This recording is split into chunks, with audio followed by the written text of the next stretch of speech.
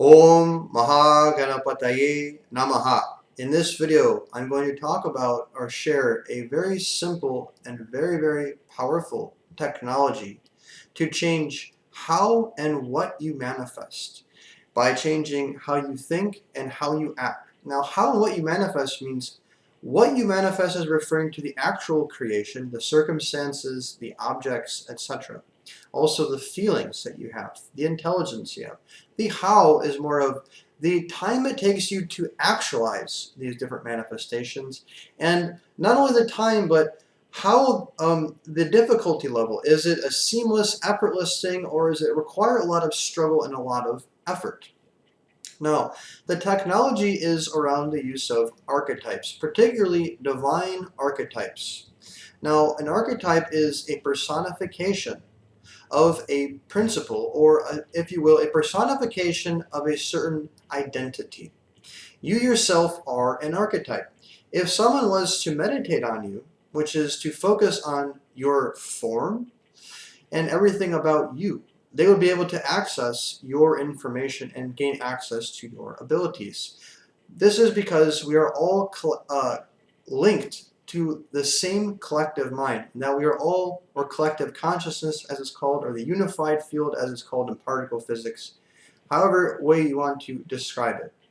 We are all, in fact, extensions of this collective mind. We are all, in fact, crystallized identities or streamed pieces of information, not the entire thing, although we have access to it. Consciously, we are representing a very limited, very unique aspect of this collective mind.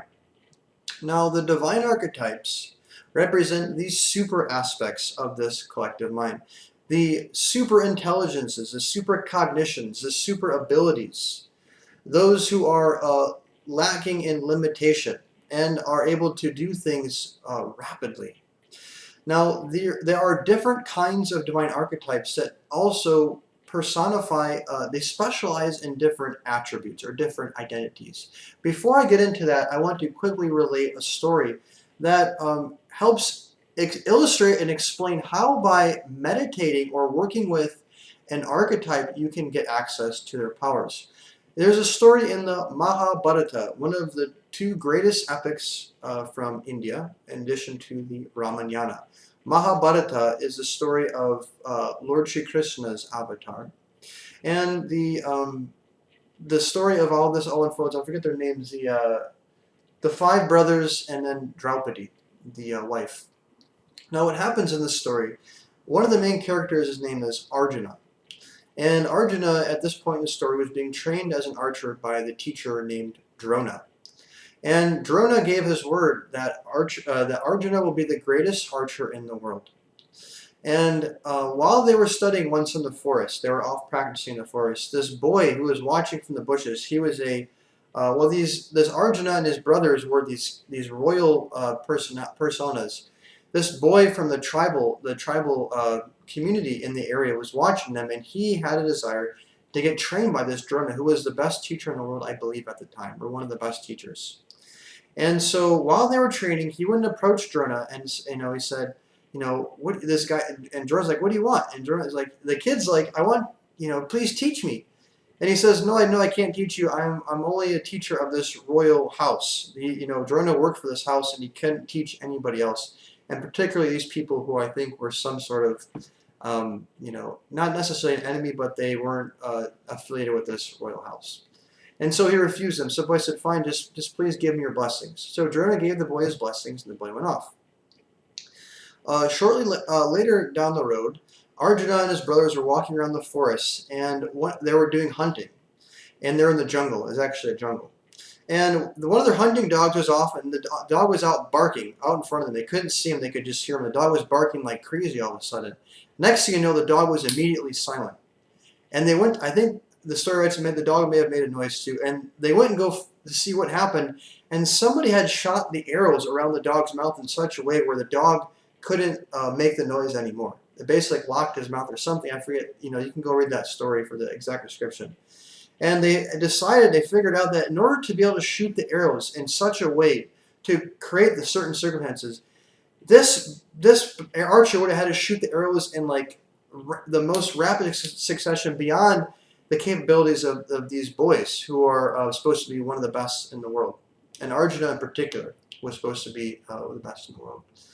And so after further investigation, they went and found where this boy was living.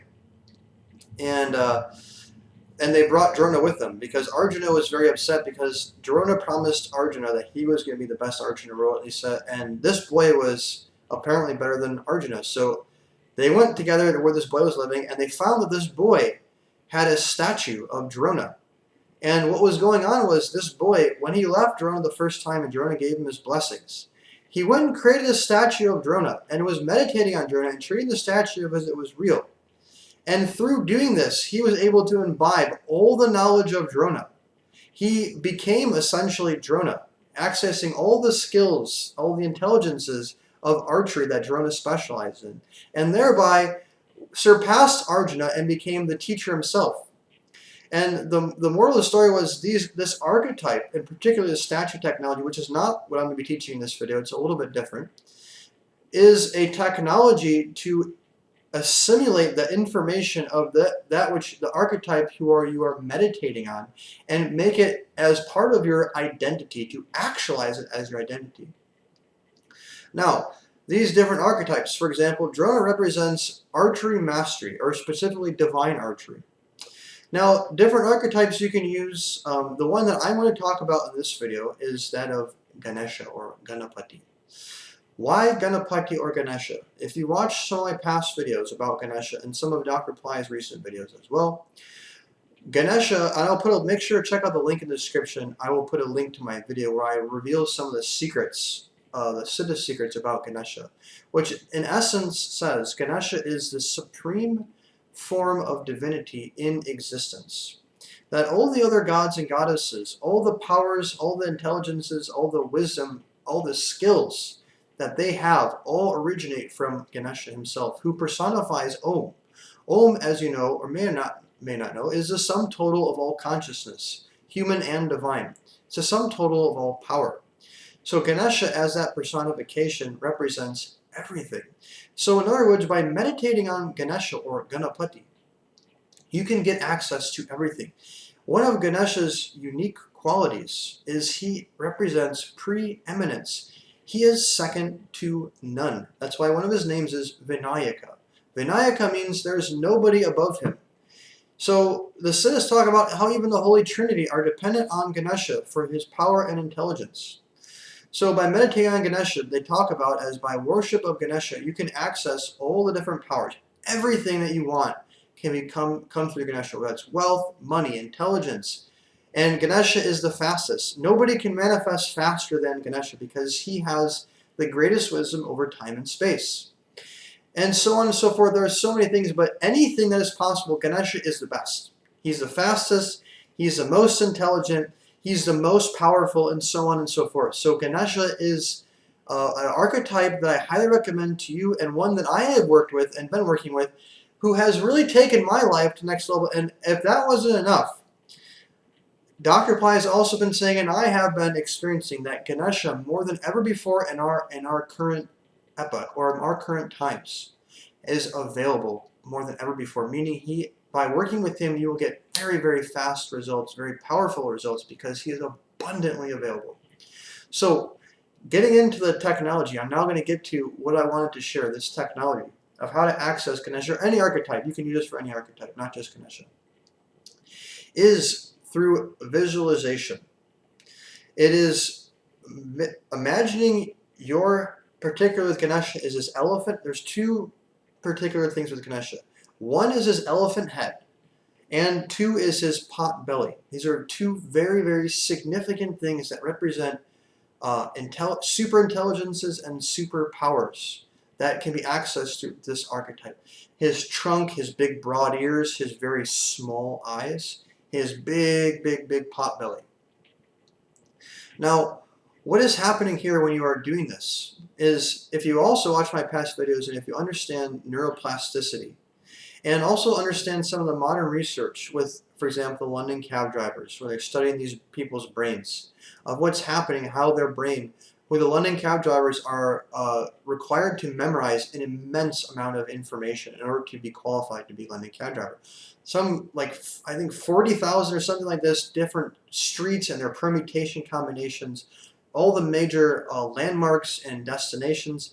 You have to memorize all this. And what happened is their hippocampus, which is the part of the brain associated with memory, actually grew in order to accommodate this. So what happens is the brain, or the neurology, which is behind the foundation behind your identity, which is behind your intelligence and abilities, is molding itself to how you think and act. This is what neuroplasticity is. Although somewhat recently, they were under the impression that your brain stopped after you reach a certain time of past puberty. As an adult, they thought not too long ago that your brain is fixed and that's the way it is. What they're finding out now is the brain, even as an adult, is in a constant state of change and is being wired and rewired through how you think and how you act.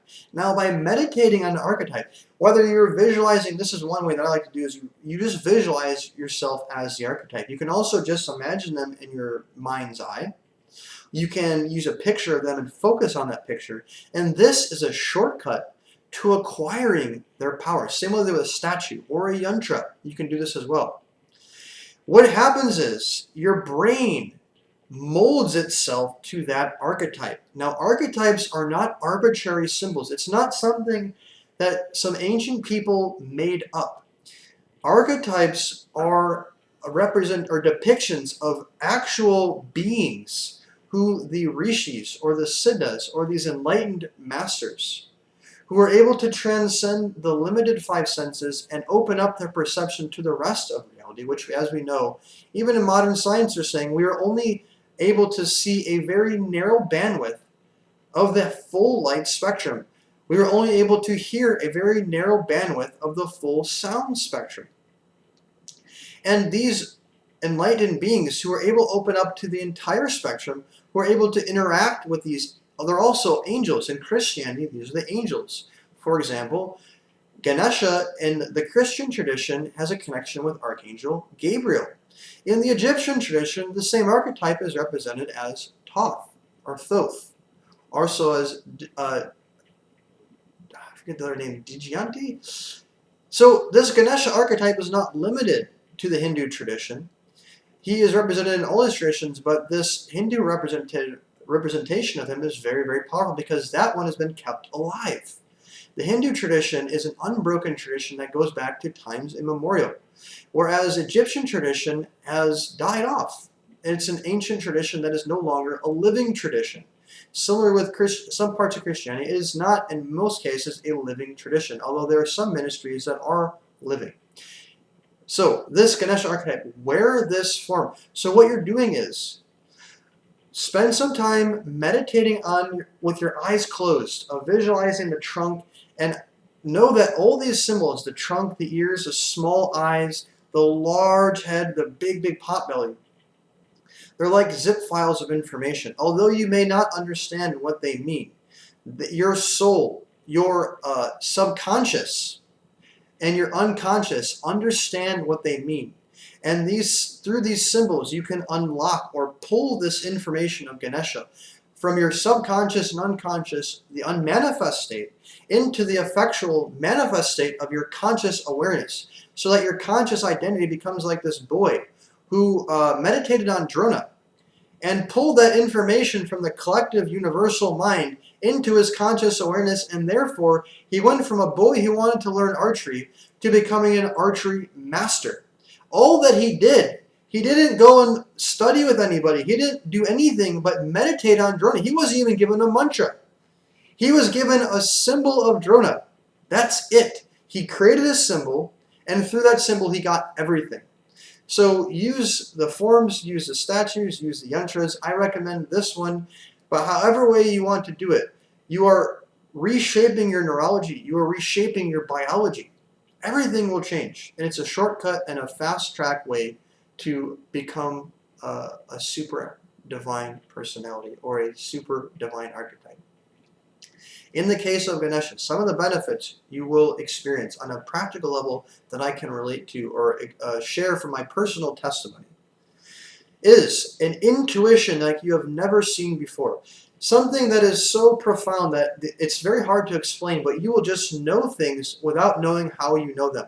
You will know what decisions to make. You will know which direction to walk. You will know even from the most mundane things. You will know which words to say, which words to type. Everything. You will just know the right action because Ganesha is the shortcut, which means if you're in a forest and if there is a way out and you're in the middle of the forest and you can't see it, Ganesha sits above. He can see the most direct route so you don't have to wander about and waste time going back and forth through trial and error and all this. It's straight to the point. That's what Ganesha represents. So your intuition will change to bring you straight to the point. The shortcut to success, the shortcut to what you want to achieve. Another thing that I've noticed is right place, right time. I'm finding myself in incredible synchronicities whirling around me where I'm making the right decisions at the right time, where something else happens and there's these chain reactions of events where all these things are happening to line up miraculously as if it's all out of a movie or something, where it's like you can't even make it up. It's so profound. It's happening over and over and over again. Another thing that I'm noticing is the things that I hold on to that I want to manifest are popping like crazy. Where before it was like, if I would get a manifestation in like 1 year, if I was able to manifest something great or anything at all in a year, that would be considered as a win. That would be considered as a result. Now I'm having manifestations happening like monthly, weekly in some cases, back to back to back to back to back, and it's just going so fast. Another thing that I'm noticing is my orientation, my identity has shifted to the point where I'm allowing myself to embrace and believe in these outrageous realities. Where before, I was more, it's more about security, being safe. Now I'm able to conceive. And as Dr. Ply talks about, you have to be able to conceive in order to create. If you can't conceive, you can't create it. Just like if you're pregnant, you have to conceive first to impregnate and have the baby actually come through. So conception is vital. And if you can't conceive, if you can't believe in that conception, it will never happen. So I've been noticing that I'll just move to another country and I'm going after that. I'll just manifest a Mercedes-Benz. I'll go and actually go to the dealer and buy it. I would have never have been able in the past to leave my comfort security zone and my conception. Like, I'm not going to go to, I don't have the money to go get a Mercedes. I don't have, moving to another country is almost impossible, and all the things I'm sacrificing and all these different past limitations are flying off me left and right. So limitations in general have been flying off. And these are just some of the things. In addition to this, my cognition, my intelligence, as far as my ability to process information and make discrimination. So my creativity. So one of my main roles is for what I do for a living is creative writing. I do a lot of marketing selling. So getting ideas and getting the right ideas and being able to participate in conversations and being able to understand what people are trying to communicate, understand how to communicate or what's going on, and saying things that gets right to the point. I can go on and on and on, but these are just some of the things that I have been experiencing on a personal level from working with Ganesha, whom I really only started working with seriously and committedly at the beginning of this year. So say around 6 months or so, probably a little less than that, probably more around 6 months. So he's fast, he works very quickly and powerfully. He's very effective, and in general, extremely desirable for many reasons that I have mentioned in this video. So I hope that this video inspires you. And feel free, if you have an archetype that you feel connected to, that you want to work with, by all means, use this technology. You can use this for any person. You can use this for any archetype. If there's an angel, if there's a messiah, if there's a god or goddess that you favor, you can do the same thing with them. And if you want to take it, also pair their mantra with that if you have access to that. Even if you don't have access to their mantra from a guru, then use their symbol. Use their form, use their symbols, and so on and so forth as a way to pull that information from the collective mind into your individual identity. I hope this video inspires you and provides some valuable concepts that help you ultimately change your life and manifest what you want, because that's what it's all about. Giving yourself a certain level of freedom. And if you have any questions, if you have any comments, if you have any requests, please feel free to leave a comment underneath this video. If you like this video, please click the like button and share it with others who would find this information valuable too. And as always, if you'd like to be notified for future videos, click subscribe and the bell notification. God bless.